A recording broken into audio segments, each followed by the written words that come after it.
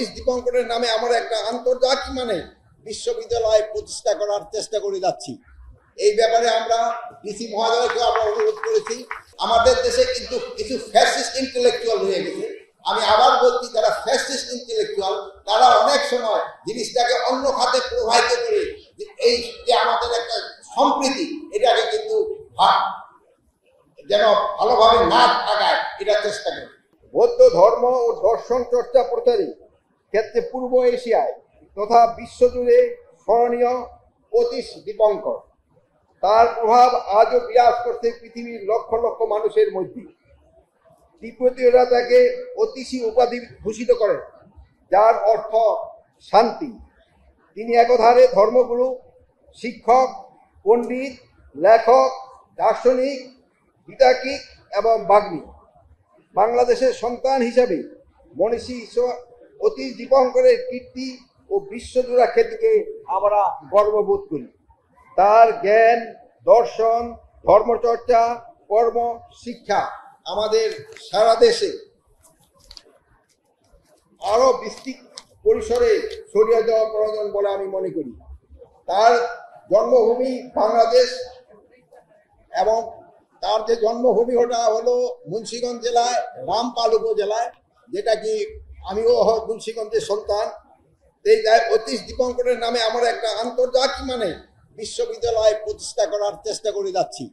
এই ব্যাপারে আমরা ডিসি মহোদয়কে আমরা অনুরোধ করেছি যে অন্তত 30 একরের মতো যেন একটা জায়গা দেওয়া হয়, যেন অতীশ দীপঙ্করের জন্য একটা শুধু বিশ্ববিদ্যালয় না, ওখানে যেন অন্যান্য জ্ঞান চর্চা এবং ধর্মীয় কাজও যেন করা যায়, ওই ব্যবস্থা করার জন্য। প্রিয় উপস্থিতি, আসুন আমরা সবাই শান্তি মঙ্গলের জন্য কাজ করি, কল্যাণের পথে অগ্রসর।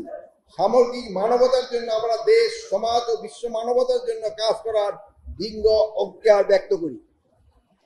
দানোত্তম কঠিন জীবন বৌদ্ধ জগতে সুপরিচিত।